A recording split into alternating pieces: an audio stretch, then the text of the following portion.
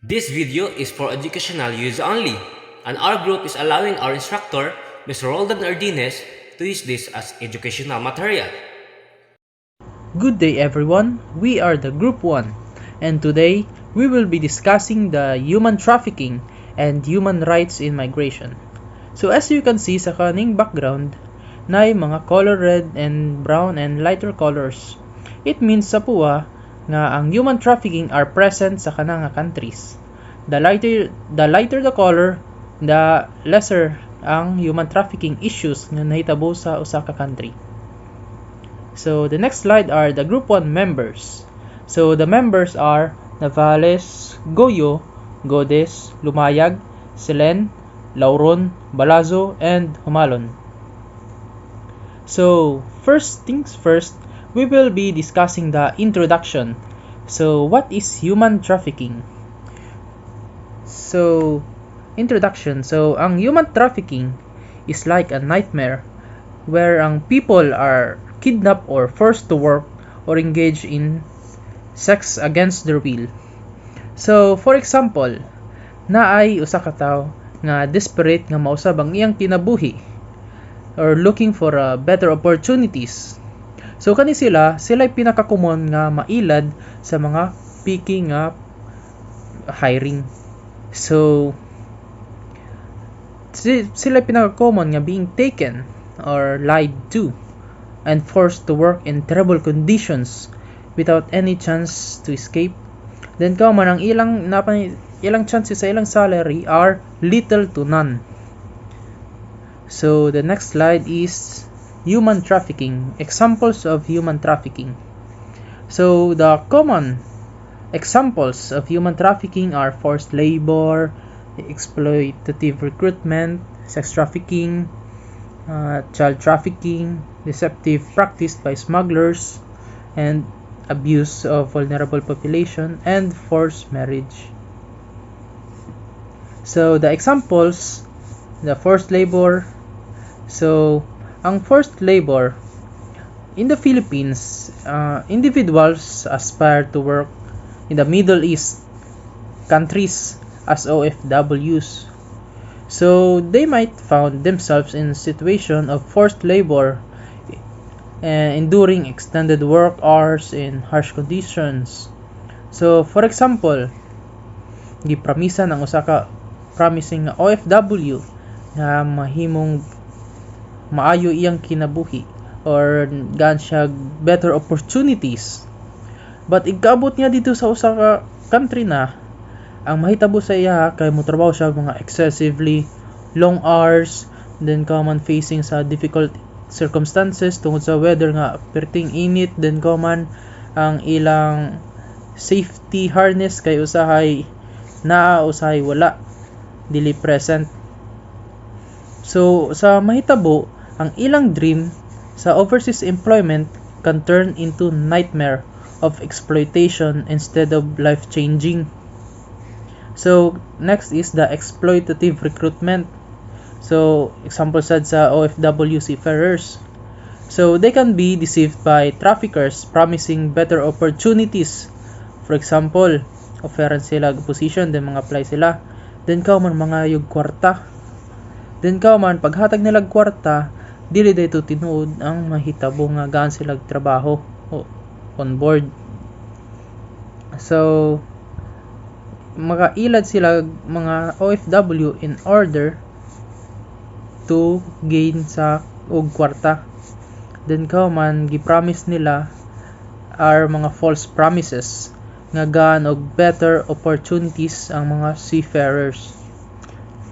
Sex trafficking.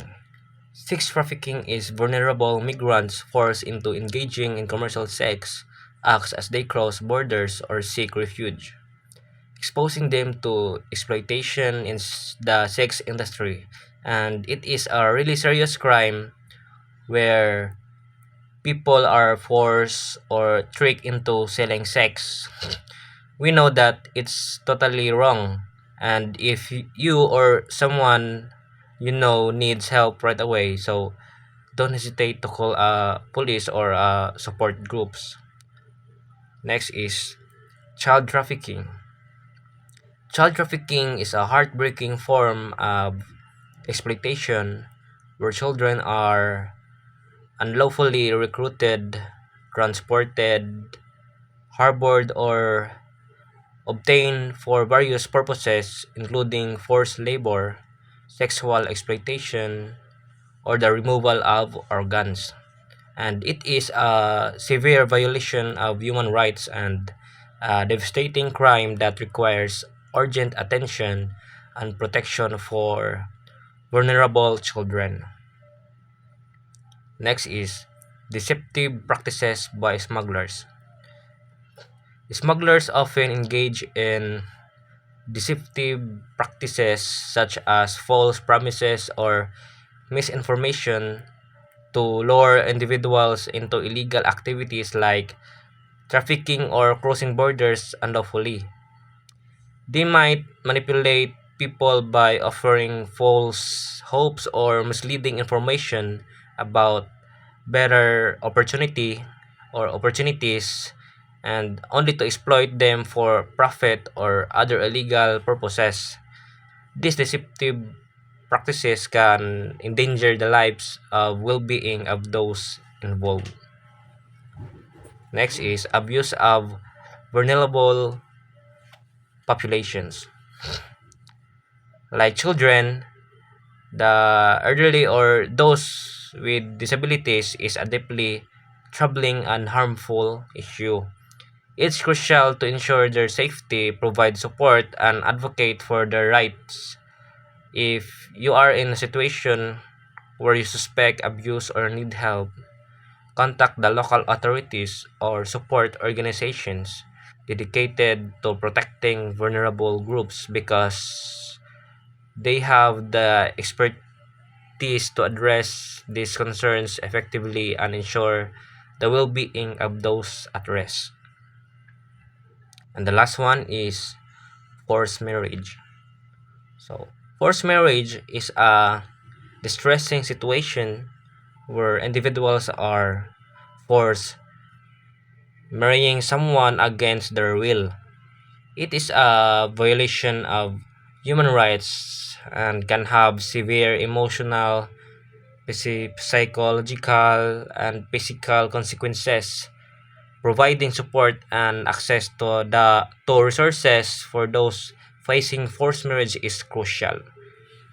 Organization and helpliness worldwide specialize in aiding individuals in such situations, offering guidance, protection, and legal assistance to help them escape or prevent forced marriage. Example, in the Philippines, forced marriage is a common issue in our country. Like, naay makabuntis ang isa ka lalaki sa babaye then side sa babaye or family sa babaye miingon nga dapat nimo pakaslan ang anak before siya manganak. Elements of human trafficking. There are three elements of human trafficking, which is act, means, and purpose. So, act. This refers to the recruitment, transportation, transfer, harboring, or receipt of individuals.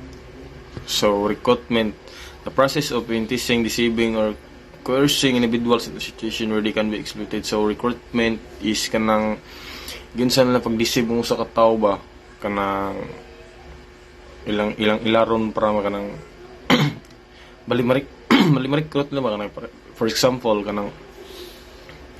kanang mingon sila nga nay kanang libreng kwarta day, nay libreng kwarta niya kanang you can niya kanang ma-influensyahan ka kanang madala ka sa ilang mga kuan kanang ilang ilaron para lang madala kanila ba. So next one is transportation, the movement of traffic individuals from one place to another, often across borders with intent of exploiting them. So sa transportation dari ni kanang kunahin na ilad na kanila mo na sila ay kanang kailangan para ba mo biyahe sa kanang, for example kanang kailangan ba mo biyahe sa kanang laing lugar para makaabot ani nga destination. So gamiton kanala para ma exploit ka ba kanang madala kanila ngadto. Yang ngadto na kanila kuanon.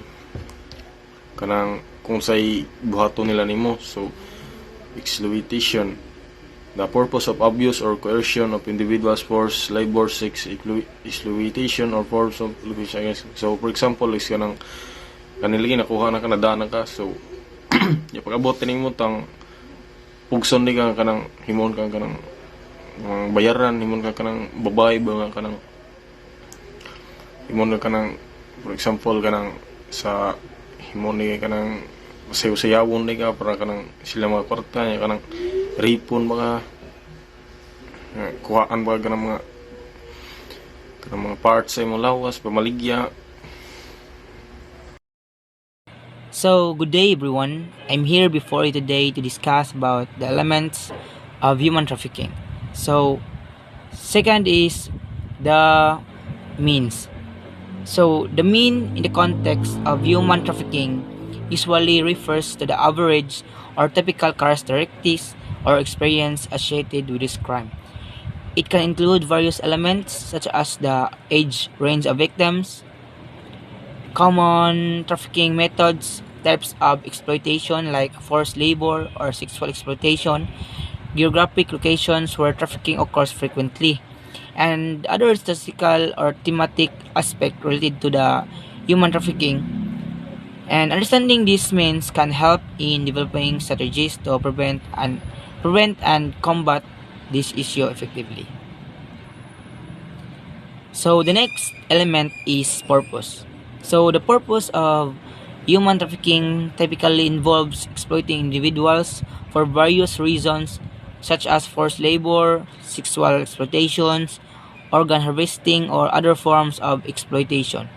Traffickers aim to profit from the control and manipulations of victims, often through coercion, fraud, or deceit. The ultimate goal is to exploit and profit the vulnerabilities and circumstances of individuals who are trafficked, causing immense harm and violating their basic human rights. So next is current state of human trafficking in the Philippines. So the Philippines remains a source, transit, and destination country for human trafficking. The country faces challenges related to sex trafficking, forced labor, domestic servitude, and child exploitation. So vulnerable populations such as women, children, and migrant workers are particularly at risk. So the government has taken steps to address this issue through legislation, law enforcement efforts, and initiatives to support victims. However, there are ongoing challenges in fully eradicating human trafficking due to the various social, economic, and legal factors. For the most current and detailed information on the current state of human trafficking in the Philippines, I recommend consulting the latest reports or resources provided by reputation or reputable organizations working field or governmental agencies. So that's all. Thank you and God bless. So in this slide, we're going to explain the current state of human trafficking in the Philippines. So the recent government report shows an increase in recognizing people who've experienced human trafficking, going from 1,534 to 1,802 victims. It's troubling to see these numbers arise. Among these victims, 535 were exploited in sex trafficking, 501 in forced labor, and 766 in unspecified ways. Notably, the victims included 551 males and 1,251 females. These findings highlights the diverse ways traffickers operate, from sex trafficking to forced labor, affecting both genders. So, addressing these issues requires collective efforts to protect and support those affected, and to prevent further instances of exploitation. So on a different note, if we look at the map of the Philippines, on the right side, it's not a typical one. In this map, we can notice the locations labeled where these illegal activities occur. So tourist cities like Boracay, Angeles City, Olongapo, Puerto Galera, and Surigao become hotspot for sex trafficking because of many tourist visits. So creating a demand for illegal services like a sex trade, the large number of people often seeking anonymity can hide illegal activities. Economic struggles in these areas make people more vulnerable to exploitations as traffickers take advantage of their desperate situations. So combating this problem requires addressing the root causes and protecting vulnerable individuals. So as for online sexual exploitation, the hotspots are Luzon, Visayas, Iligan, Lapu-Lapu, Pampanga, Quezon City, Malabon, Pasig, Taguig, and Caloocan. So the prevalence of technology and internet connectivity contributes to the rise in such cases. The anonymity afforded by online platforms make it easier for traffickers to operate discreetly, preying on vulnerable individuals, often minors. Poverty and lack of education may lead some to fall victims to promises of financial gain or false opportunities, making them susceptible to online exploitation. So, in the next slide, according to the Department of Foreign Affairs or the DFA, from July to December 2021, they found 248 potential Filipino trafficking victims abroad, mainly in the Middle East and Asia. So this is significant drop from the previous period when they identified 2,429 victims. So alongside the government's efforts or the non-governmental organization or what we call the NGOs, an international organization identified 985 victims of sex trafficking during the same period. So this includes 228 men, 742 women, 197 boys, and 545 girls.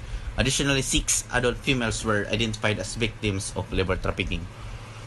So these numbers highlighting the ongoing challenge of human trafficking, especially affecting Filipino citizens abroad. So to address this, it's crucial for governments, NGOs, and international bodies to collaborate in safeguarding and supporting those vulnerable to trafficking. So in conclusion, combating human trafficking requires a united front to protect individuals and also to create a safer environment for everyone.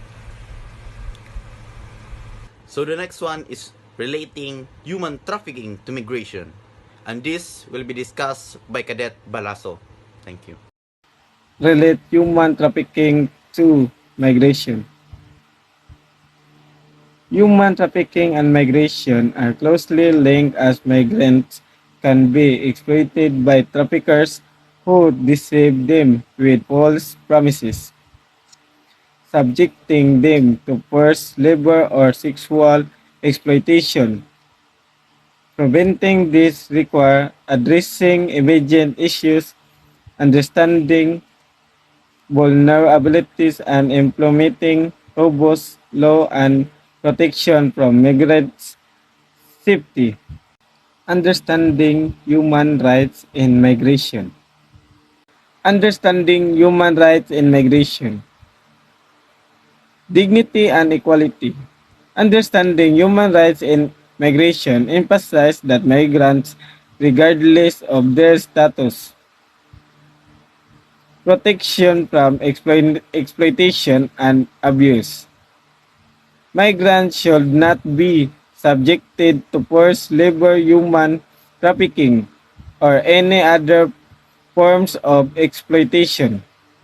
So the next one will be the family unity. So policies and practices should consider the impact of migration decisions on family structures and strive to minimize unnecessary separation of family members. because we all know how it feels when you have a broken family. So um, um, my migration create this human rights in order for um, in order for us to prevent separation of our family members. So the next one is access to services. Denying these basic services can lead to vulnerabilities and comprises the human rights of migrants. So what this means is that um, uh, this comprises of the human rights of the migrants, which will be vulnerable if we are trying to deny these basic services. So the next one will be the access and due process. They should be afforded a fair and impartial legal process. So the next topic is the adverse effect of human trafficking to globalization. The adverse effect of human trafficking to globalization. So these have many kinds. So the first one will be violations of human rights. Human trafficking involves severe violations of human rights, such as the right of freedom, dignity, and security. Of course, we already know about our human rights, and especially human trafficking. So kanang we have to as much as possible prevent human trafficking in order for us to not violate these human rights. So the next one will be undermining sustainable development goals, or SDGs. So this is the exploitation of individuals through trafficking hinders progress towards these goals, disrupting the global community's commitment to sustainable development. So what this means is that this hinders our globalization. This hinders our development in our globalization, because this exploits the individuals through trafficking hinders. Yes, and that would be all. Thank you. Kalit Loron, and I'm the next reporter. So, health and well-being impact has the potential to create global health and challenges as trafficked individuals may be exposed to unsafe conditions. So, human trafficking has severe health and well-being impacts on victims, including physical and mental health consequences. Victims often endure physical injuries, sexual and reproductive health problems, and exposure to infections, diseases. The trauma from trafficking can lead to mental health issues such as anxiety, depression, and post-traumatic stress disorder. So next is social and economic disparities. This contradicts the inclusive and equitable vision of globalization, which aims to reduce disparities and improve the well-being of people worldwide. So, human trafficking often thrives in environments marked by social economic disparities, vulnerable populations, facing poverty, lack of education, and limited opportunities are at a higher risk. So next is undermining rule of law and governance. The foundations of stable and just societies impeding progress toward the global goals of establishing transparent, accountable, and effective governance system. So human trafficking undermines the rule of law and governance by fostering corruption, eroding and human rights, and creating an environment where criminal networks operate with impunity. This illicit activity thrives in areas with weak institutions, make it crucial to strengthen legal frameworks and enforcement mechanisms to combat such heinous crimes. So lastly is weakening social cohesion. This can hinder the collaborative and interconnected spirit of globalization. So human trafficking can weaken the social cohesion by eroding trust, fostering fear, and contributing to the breakdown of community bonds. So it preys on vulnerabilities, disrupts of social networks, and can leave lasting scars on individuals and communities. So that's all. Thank you.